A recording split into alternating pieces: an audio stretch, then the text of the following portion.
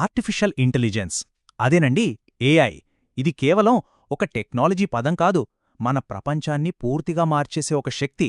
మరి దీని భవిష్యత్తు ఎలా ఉండబోతోంది?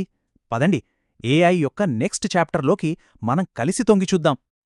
ఇది ఏదో సైన్స్ ఫిక్షన్ కథ కాదు, ఇది మన కళ్ల ముందున్న నిజం.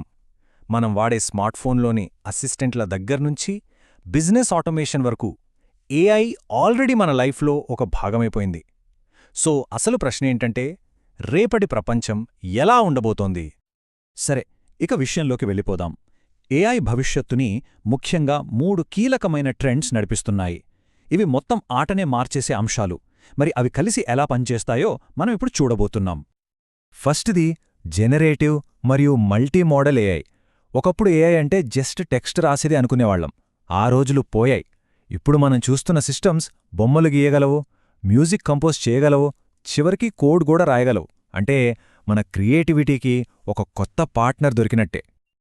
ఇక రెండవది ఏఐ ఏజెంట్స్.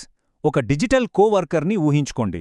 దానికి నాకోసం ఒక ట్రిప్ ప్లాన్ చేయి అని చెప్తే చాలు, అదే ఫ్లైట్స్ బుక్ చేస్తుంది, హోటల్ రిజర్వ్ చేస్తుంది, అన్ని పనులు అదే పూర్తి చేస్తుంది. మూడవది ప్రజాస్వామీకరణం. అంటే ఏఐ అందరికీ అందుబాటులోకి రావడం. ఒకప్పుడు ఏఐ అంటే అది పెద్ద పెద్ద టెక్ కంపెనీల చేతుల్లో ఉండేది. కానీ ఇప్పుడు నో-కోడ్ టూల్స్ వల్ల టెక్నికల్ నాలెడ్జ్ లేనివాళ్లు కూడా పవర్ఫుల్ ఏఐ అప్లికేషన్స్ని ఈజీగా తయారు చేయొచ్చు. అసలైన మ్యాజిక్ ఇక్కడే ఉంది.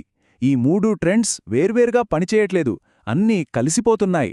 అంటే ఒక ఈజీ టూల్తో ఒక స్మార్ట్ ఏజెంట్ని క్రియేట్ చేయడం, అది టెక్స్ట్, ఇమేజెస్ రెండిటినీ జనరేట్ చేయగలదు. అంటే ఇక ఏఐ పవర్ ఎలా ఉంటుందో ఊహించుకోండి. సో ఈ టెక్నాలజీస్ అన్నీ థియరీలో చాలా బావున్నాయి, కానీ నిజ జీవితంలో వీటి ప్రభావమేంటి? కొన్ని ముఖ్యమైన రంగాలలో ఏఐ ఎలాంటి మార్పులు తెస్తుందో చూద్దాం. హెల్త్కేర్లో అయితే ఏఐ ఒక విప్లవమే సృష్టిస్తుంది. రోగ నిర్ధారణను స్పీడప్ చేస్తుంది, కొత్త మందులు కనిపెట్టటానికి పట్టే కొన్ని దశాబ్దాల సమయాన్ని నెలలకు తగ్గిస్తుంది. చివరికి ప్రతి ఒక్కరికీ సరిపోయే పర్సనలైజ్ ట్రీట్మెంట్స్ని అందిస్తుంది. రవాణా రంగం విషయానికి వస్తే ఇది కేవలం సెల్ఫ్ డ్రైవింగ్ కార్ల గురించి మాత్రమే కాదు. ఇది సప్లై చైన్స్ని ఆప్టిమైజ్ చేయడం, ట్రాఫిక్ని తగ్గించడం, మన సిటీస్ని మరింత సమర్థవంతంగా మార్చడం గురించి. మరి ఉద్యోగాల సంగతి చూడండి. ఏఐ ఉద్యోగాలను తీసేయట్లేదు, వాటి స్వరూపాన్ని మారుస్తోంది. అంటే మనకు బోర్ కొట్టే, రిపీటెడ్గా చేసే పనులన్నీ ఏఐ చూసుకుంటుంది. దీనివల్ల మనం ఇంకాస్త క్రియేటివ్గా, స్ట్రాటజిక్గా ఆలోచించడానికి ఫ్రీ అవుతాం. ఇక సైన్స్లో అయితే మానవజాతి ఎదుర్కొంటున్న అతిపెద్ద సవాళ్లను పరిష్కరించడానికి ఏఐ హెల్ప్ చేస్తోంది. క్లిష్టమైన వాతావరణ మార్పుల మోడల్స్ని అనలైజ్ చేయడం నుండి కొత్త మెటీరియల్స్ కనిపెట్టడం వరకు రీసెర్చ్ స్పీడ్ని మామూలుగా పెంచట్లేదు, చాలా చాలా వేగవంతం చేస్తోంది. సో చూశారుగా, ఏఐ ప్రభావం అనేది ఏదో ఒక రంగానికి పరిమితం కాదు. మన ఆరోగ్యం, మన ప్రయాణాలు, మన ఉద్యోగాలు, మన గ్రహం యొక్క భవిష్యత్తు, ఇలా అన్నిటినీ ప్రభావితం చేస్తోంది. ఇది నిజంగా ఒక గ్లోబల్ ట్రాన్స్ఫర్మేషన్. కానీ ఒక్క క్షణం ఆగుదాం. ఇంత శక్తివంతమైన టెక్నాలజీతో మనం కొన్ని కఠినమైన ప్రశ్నలు కూడా వేసుకోవాలి. ఆవిష్కరణతో పాటే బాధ్యత కూడా వస్తోంది. సో ఇక్కడే మనం నైతిక విలువల గురించి మాట్లాడుకోవాలి. ఇది కేవలం టెక్నాలజీని నిర్మించడం గురించి మాత్రమే కాదు, దాన్ని సరిగ్గా నిర్మించడం గురించి. మనం కొన్ని చాలా కీలకమైన ఛాలెంజెస్ని జాగ్రత్తగా ఎదుర్కోవాలి. మనం ఎదుర్కోవాల్సినవి ముఖ్యంగా 4 సవాళ్లు.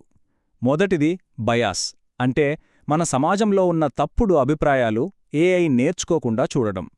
రెండవది ట్రాన్స్పరెన్సీ, అసలు ఏఐ నిర్ణయాలు ఎలా తీసుకుంటుందో మనకు తెలియాలి. మూడవది మన పర్సనల్ డేటా సెక్యూరిటీ. ఇక చివరిగా, ఇంత పవర్ఫుల్ టెక్నాలజీని బాధ్యతాయుతంగా వాడటానికి సరైన రూల్స్ ఉండాలి. అంతిమంగా ఇక్కడ అసలు పాయింట్ ఏంటంటే బ్యాలెన్స్. ఒకవైపు వేగవంతమైన ఇన్నోవేషన్, మరోవైపు నైతిక బాధ్యత, సేఫ్టీ. ఈ రెండింటి మధ్య సరైన దారిని కనుక్కోవడమే మన ముందున్న అతిపెద్ద ఛాలెంజ్. అయితే ఈ సవాళ్లు మనల్ని భయపెట్టకూడదు, దీన్ని ఒక అవకాశంగా చూడాలి. ఎందుకంటే భవిష్యత్తును టెక్నాలజీ నిర్ణయించదు, మనం దాన్ని ఎలా వాడుతామన్నదే భవిష్యత్తును డిసైడ్ చేస్తుంది. అంటే బాధ్యత మన చేతుల్లోనే ఉంది. ఇది ఒక ముఖ్యమైన మాటని గుర్తుచేస్తుంది. ఏఐ భవిష్యత్తు కేవలం టెక్నాలజీ గురించి కాదు, అది మనం దానికి ఎలా మార్గనిర్దేశం చేస్తామనే దాని గురించి. భవిష్యత్తును నిర్మించేది మెషిన్స్ కాదు, మనమే. కాబట్టి మన టార్గెట్ చాలా క్లియర్గా ఉంది. మనుషులను రీప్లేస్ చేసే ఏఐ కాదు, మన తెలివితేటలను, మన క్రియేటివిటీని పెంచే ఏఐని మనం నిర్మించాలి. మన అతిపెద్ద సమస్యలను బాధ్యతాయుతంగా పరిష్కరించడానికి ఏఐని ఒక టూల్గా వాడుకోవాలి. సో, మనం ఈ ప్రశ్నతో ముగిద్దాం. భవిష్యత్తు అనేది ఏఐ, మనుషులు కలిసి నిర్మించుకునేది. మరి మనం కలిసి నిర్మించబోయే ఆ భవిష్యత్తు ఎలా ఉండాలి?